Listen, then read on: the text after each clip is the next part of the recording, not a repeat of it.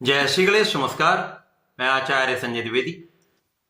मेरे समस्त प्रबुद्ध दर्शकों का मेरे चैनल पर हार्दिक स्वागत है।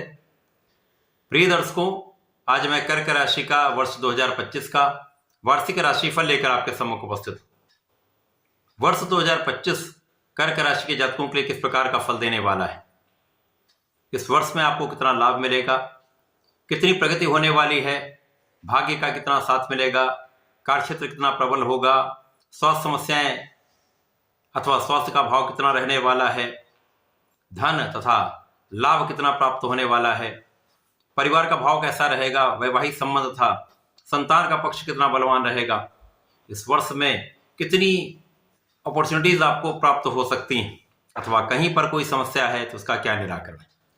संपूर्ण विश्लेषण मैं पूर्ण तर्क के साथ करने जा रहा हूं। प्रिय दर्शकों, इस राशिफल को आप अपने लग्न तथा राशि दोनों के अनुसार देख सकते हैं।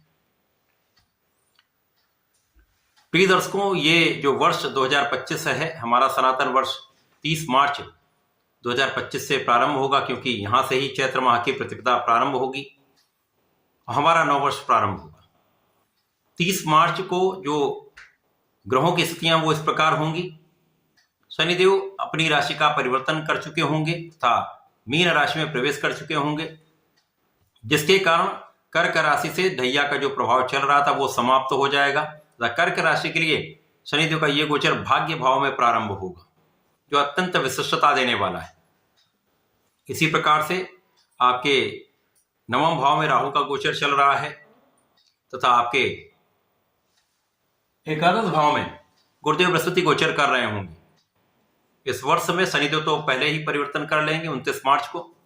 गुरुदेव का 14 मई को राशि परिवर्तन होगा तथा ये राशि परिवर्तन करके आपके द्वादश भाव में प्रवेश करेंगे। इस वर्ष गुरुदेव बृहस्पति अतिचारी प्रभाव में रहने वाले हैं, अर्थात इनका गमन अति तीव्र गति से होने वाला है, जिसके कारण ये पुनः अपनी राशि का परिवर्तन कर लेंगे तथा 18 अक्टूबर को आपके लग्न में प्रवेश कर जाएंगे, जहां पर ये 5 दिसंबर तक रहेंगे। वक्री अवस्था में आकर ये पुनः 5 दिसंबर को मिथुन राशि में प्रवेश कर जाएंगे।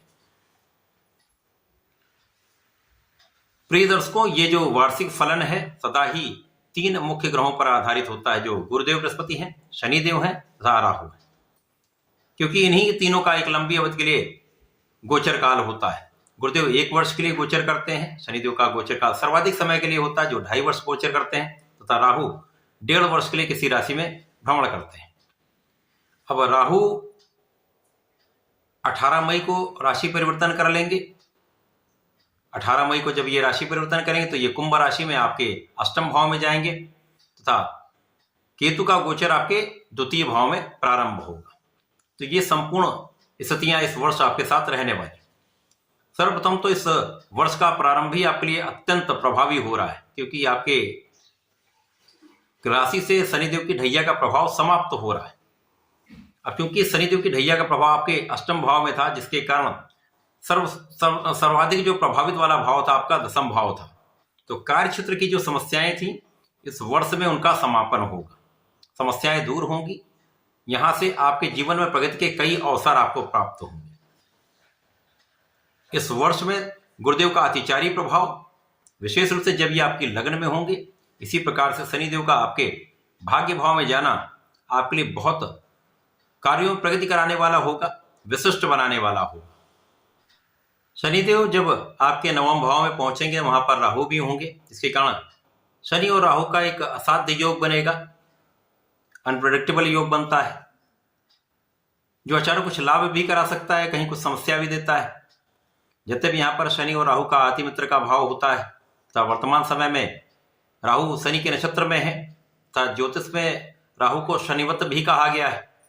इस प्रकार से कोई बड़ी समस्या नहीं होगी, परंतु राहु का जो नैसर्गिक गुण है, स्वभाव है, वो कभी नहीं बदलता है।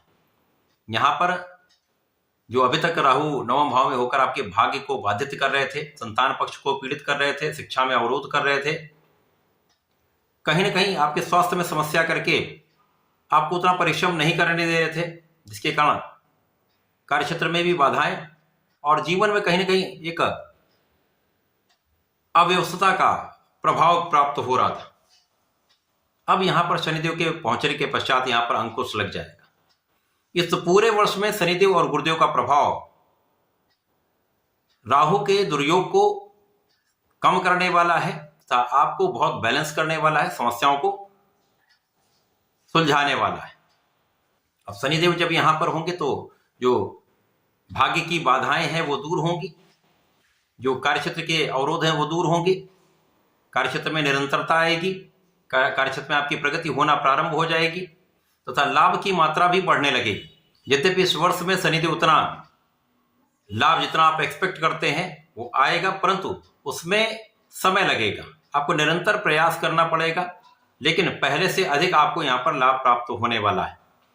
इसी प्रकार से इस वर्ष शनिदेव आपको बहुत परिश्रमी बनाने वाले हैं, आपका पराक्रम अत्यंत श्रेष्ठ रहने वाला है, भाई बहनों का सहयोग मिलेगा, अच्छे मित्रों का साथ प्राप्त होने वाला है तथा इस पूरे समय में शनि और गुरु का संपूर्ण सहयोग आपके ज्ञान के भाव को विशिष्टता देने वाला है, ज्ञान के भाव में विस्तार करने वाला है।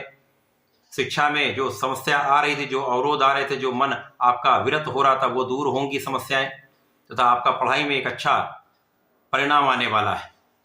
यदि प्रतियोगिता परीक्षा की तैयारी कर रहे हैं, नौकरी के लिए प्रयासरत हैं, तो यहाँ पर उनकी बाधाएं दूर होंगी, एक अच्छा लाभ आपको प्राप्त होने वाला है। इसी प्रकार से संतान के स्वास्थ्य में जो समस्याएं थी वो दूर होंगी, संतान का पक्ष बलवान होगा, संतान का सुख प्राप्त होगा तथा इस वर्ष में निश्चित रूप से एक अच्छी संतान प्राप्ति का भी योग बनता है तथा संतान बहुत अच्छी रहने वाली। प्रेम संबंधों के भाव में यहाँ पर निर्बलता है, यहाँ पर राहु का प्रभाव कहीं ना कहीं भटकाने वाला है, तो यहाँ पर आपको बहुत ध्यान देना होगा। यहाँ पर किसी प्रकार के भ्रम से, किसी प्रकार के भटकाव से बचेंगे तो किसी भी बड़ी समस्या में फंसने से बचेंगे। तो यहाँ पर आपको पूर्ण मनोयोग के साथ इस वर्ष अपने पढ़ाई में, अपने कार्यक्षेत्र में ध्यान देना है, पूर्ण निष्ठा के साथ अपने कार्य में लगे रहना है, संपूर्ण परिश्रम करके प्रयास करते रहना है, तो आपको लाभ की निरंतरता प्राप्त होगी। जो नौकरी की समस्याएं, जो नौकरी छूट जा रही थी अथवा व्यापार में धन फंस जा रहा था अथवा लोगों का उतना सहयोग नहीं मिल रहा था, वो इस वर्ष आपकी सारी समस्याएं दूर होने वाली। अब जब राहु परिवर्तन करेंगे उसके पहले ही गुरुदेव परिवर्तित करके आपके 12वें भाव में चले जाएंगे। अब 12वां भाव तो त्रिक भाव है, यहां पर गुरुदेव विपरीत राजयोग में पूरा वर्ष रहने वाले हैं, जिसका विशेष लाभ आपको प्राप्त होगा। इसी प्रकार से शनिदेव की स्थिति अत्यंत प्रबल भाग्य भाव में होगी तथा राहु आपके अष्टम में जाकर एक अच्छा फल देने वाले, क्योंकि अष्टम में राहु कुछ स्वास्थ्य समस्या अवश्य देंगे, परंतु यहाँ पर अचानक धन लाभ कराएंगे। इस वर्ष में 100% आपको पारिवारिक संपत्ति से अथवा कहीं से भी, पहले तो कहा जाता था गड़ा धन मिलेगा, लेकिन अब यहाँ पर आपको किसी भी अचानक धन प्राप्ति का योग अवश्य प्राप्त होता है, परंतु यहाँ पर आपको वाणी बहुत संयमित रखनी होगी, विचार करके सोच समझकर आपको बोलना होगा, क्योंकि वाणी की कठोरता से, वाणी की कटुता से परिवार के मध्य में समस्या उत्पन्न हो सकती है।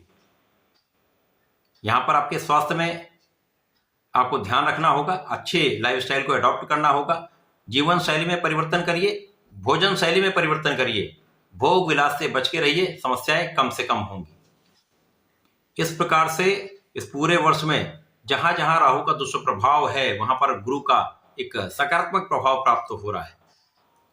इसी प्रकार से गुरु और शनि का संयुक्त प्रभाव आपके लिए निरंतरता प्रदान करने वाला है, आपको परिश्रम में वृद्धि कराकर आपको लाभ की वृद्धि कराने वाला, धन की प्राप्ति कराने वाला है। अब जब गुरुदेव 12वें भाव में होंगे तो यहाँ पर आपका व्यय कम हो जाएगा, विदेश से अच्छा लाभ मिलेगा। जो लोग विदेश से संबंधित होकर कार्य करते हैं, विदेश में रहकर कार्य कर रहे हैं, नौकरी कर रहे हैं, वहां पर एक बड़ा लाभ प्राप्त हो सकता है। अब गुरुदेव यहाँ पर आपके लिए षष्टम के स्वामी हैं, भाग्य के स्वामी होकर जाएंगे, तो कुछ भाग्य की निर्बलता होगी, परंतु शनिदेव का प्रभाव, जैसा मैंने कहा शनि और गुरु यहाँ पर आप बहुत संतुलित कर रहे हैं। शनिदेव जिस भाव में होते हैं उस भाव को अत्यंत प्रबल कर देते हैं, तो बहुत कठिन यहाँ पर कोई समस्या नहीं होने वाली, भाग्य का लाभ आपको मिलता रहेगा। इसी प्रकार से यहाँ पर इस वर्ष में निश्चित रूप से आपके सुखों में वृद्धि का योग बन रहा है। इस वर्ष 2025 में गुरुदेव बृहस्पति तथा शनिदेव का संपूर्ण सहयोग, भाग्य और गुरुदेव के विपरीत राजयोग का लाभ आपको सुख वृद्धि के रूप में प्राप्त होने वाला है। वर्ष 2025 में निश्चित रूप से आपके लिए भूमि भवन वाहन का योग बनेगा। आप अपने सुखों को बढ़ाने वाले हैं, सुख साधनों की वृद्धि का निश्चित रूप से योग बन रहा है। माता पिता के सुखों में भी वृद्धि होगी, आपके सुख साधन बढ़ेंगे तथा लोगों का सहयोग आपको प्राप्त होगा।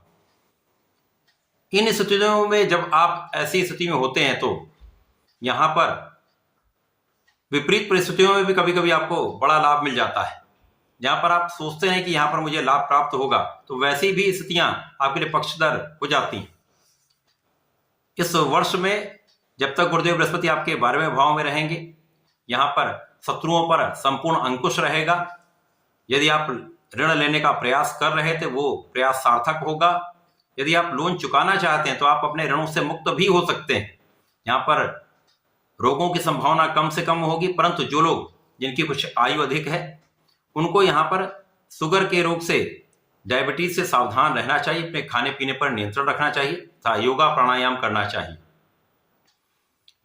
इसी प्रकार से जब गुरुदेव बृहस्पति आपके लग्न में प्रवेश कर जाएंगे तो यहां से निश्चित रूप से आपका, जब तक गुरुदेव बृहस्पति आपके लग्न में रहेंगे और शनिदेव का प्रभाव आपके 9वें भाव में रहेगा, आप महाभाग्यशाली रहने वाले हैं। संतान सुख भी प्राप्त होगा, विद्या के क्षेत्र में विशेष लाभ मिलेगा, अच्छे परिणामों की प्राप्ति होगी, प्रतियोगिता परीक्षा में सफलता मिलेगी, नौकरी का प्रयास सार्थक होगा तथा यहां पर आपके लिए विवाह का संपूर्ण योग बन रहा है। 18 अक्टूबर से लेकर 5 दिसंबर तक प्रबल रूप से आपके लिए विवाह के योग बन रहे हैं।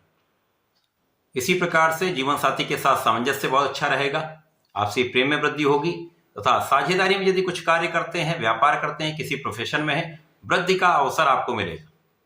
यदि आप अपने कार्यक्षेत्र में विस्तार करना चाहते हैं, व्यापार में विस्तार करना चाहते हैं, तो ये समय सबसे उपयोगी है।